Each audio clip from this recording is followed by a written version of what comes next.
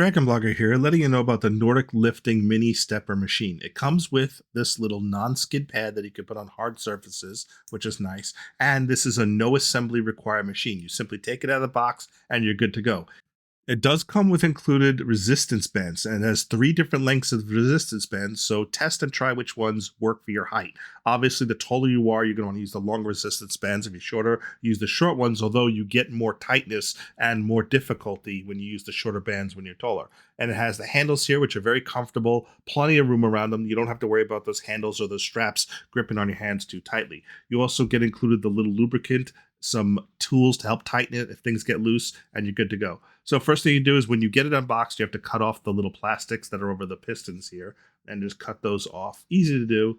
They don't just pull off easily, so I wanted to cut them instead of just tear them, and then you're ready to go with the stepper. Like I said, no assembly, just testing the pressure of it. It doesn't have adjustable tension, but the tension on it is pretty tight by default. Here you get the little display here, which you could press the button to reset and switch between estimated time. You have your count, and then of course you have your estimated calorie burn. But the calorie burn is fairly, take it with a grain of salt because it doesn't calculate your weight into account.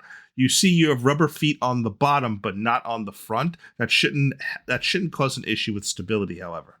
So initial testing with the stepper, I decided to try it on carpeted first in my office and just see how it did. The first thing I noticed is because it is a mini stepper, it doesn't have a wide profile. It does tilt slightly, so it's definitely better if you use the resistance straps to help add a little bit of balance. The second is the stepper pedals are a tad small. I do have a size 13 shoe, and you can see the back of my heel comes off the back of the stepper a little bit, as well as my feet are a little wide. Now, when using it on a hard floor, you could place the non-skid pad carpet on the ground, and this is a very non-skid pad. This really helps increase the stability when you use it on a hard floor. But it's also recommended you always use the resistance bands, even if not using them to work out your arms at the same time, use them for stability. Now, outside in the concrete, because it's textured, I didn't use the carpeting, I didn't need to use it, and you could see it sits just fine.